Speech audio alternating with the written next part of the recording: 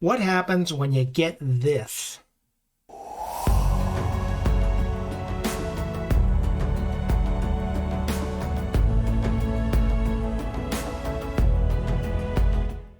Hey guys, Ken here. Welcome back to the channel. Hope you're having a great day. You know, every once in a while when I'm scanning my postcards, I get a certain thing that happens on my scanner, and it doesn't really affect the front of the card, but it really affects the back of the card. And I didn't want to just leave it like that. I've seen some people on eBay, you know, they just leave it the way it comes out of the scanner like that. And I wanted to talk to you about it on this video. And if you have this issue, how you can fix it. Okay, just a quick fix, you know. So I'm going to take you on the computer right now. I'm going to take you into my Photoshop program, and I'm going to show you what I mean, and I'll show you how to fix it. So let's go there right now. Okay guys, before I take you into Photoshop, this is the software that comes with my Epson ES400 scanner. And as you can see, the scan on the front is pretty good. This is a beach scenic, people walking along the beach. Looks like it's sunset or sunrise. And that looks fine. But what I'm talking about is the back. Okay, and I'm talking about this. Look at that. What's happening here is that this happens on most cards that are like pure white. And the scanner can't handle the, the brightness. And I know that you can adjust your settings on your scanner, but still you get something like this. Now, what I'm going to do here is I'm going to bring this image into Photoshop. Okay, I'm going to go back here and I'm going to rename this. I always rename my files so I know where to retrieve them from. So I'm going to go next and I'm going to go here. And this is going to be PC 2552. So I'm going to go here, PC 2552, and I'm going to save that into the folder. There you go. And now I'm going to minimize this, and I'm going to close that out. And now I'm in Photoshop. I keep Photoshop open, and this is another reason why you need really to have some kind of photo manipulation program like Photoshop. Doesn't have to be Photoshop, but something that gives you some kind of control where you may not have it on the scanner. Okay, so I'm going to pull that file into Photoshop here. Puts it right at the end. I'm going to click and drag so we get both copies. Okay, here's the back of that image. All right, and as you can see, it's kind of overexposed, and it's not really showing. I mean, it's showing the edges, but it's showing all this other garbage out here. So this is what I do to fix it. Okay, it takes a few more steps, but it looks a lot better on eBay. Okay, now what I'm going to do here, I'm going to go into my cropping tool over here on the left, and I'm just going to pull this in just inside the black area. Okay, pull this up, click. All I'm doing is clicking and dragging here on these little sides. Okay, and then I'm going to click on the cropping tool again. See how much nicer that looks? How much cleaner? You don't get all that black around the edges. And I'm going to save that original file. Do save as. And make sure it goes in the right folder. Yep. I'm going to save over and then hit yes and then OK. And I'm going to leave that. That's like step 1 on this. And I'll show you step 2 when I bring it into eBay, because this is important too. Now I'm going to go to the front. And I'm going to just do the front of the card. Looks pretty good. We got a scan line there. For some reason I can't keep these rollers clean enough, and I keep getting these scan lines. Okay. And what I usually do over here is I just do an auto color. That looks pretty good. I'm going to save that over the original file. There we go. Save, yes. Okay. Okay, now what I'm going to do, I've changed up this process a little bit to speed things along, but just for the demonstration on this video, I'm going to actually take this image into eBay, because there's a step in eBay that you need to do on eBay that you can't do here, and I'll show you the reason why that is. So I'm just going to go into eBay here. I'm going to go here, and let's see, 2552. Yeah, this will work. This was This was some cows that I did, and this is live on eBay. And what you want to do is once you bring it into eBay, I'm gonna do a self-similar on this. And that's another tip I want to give you.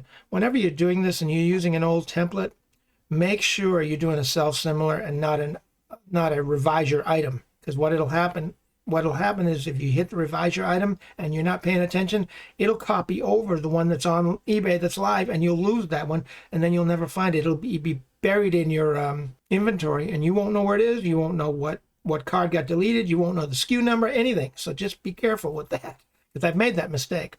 Okay, here's a template that let's say I'm going to use. Okay, and for the purpose of this video, I'm just going to deal with the photos. Okay, and when I get to this part, when I get to the photos, I'm going to click out of these, and then I'm going to bring up 2552.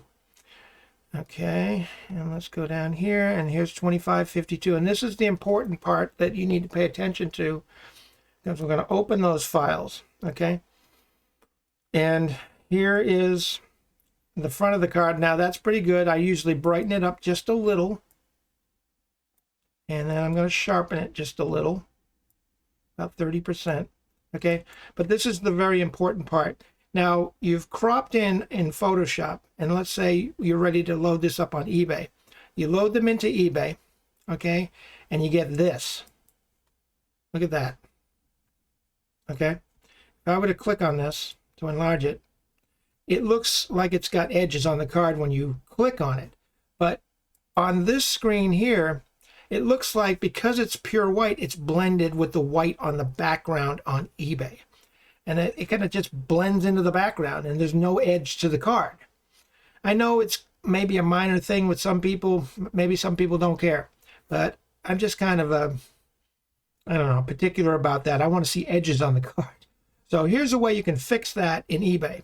Okay, if you get an image like this and it's overexposed in your program like Photoshop or whatever program you're using, and then you save it over the original folder, and then you pull it into eBay and it looks like this, what you can do with something like this is you go to your brightness tool right here, and I'm just going to pull back on the, let's see, yeah, I'm going to pull back on the contrast just a little till it looks kind of grayish.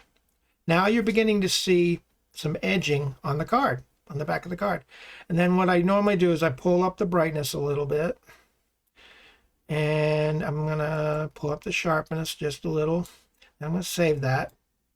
Now that card looks a little bit too gray, but so I'm going to go back in and pull up the brightness just a little more, just so it looks more like an off-white, not pure white, but off-white, but it doesn't blend with the background, and I'm going to save that.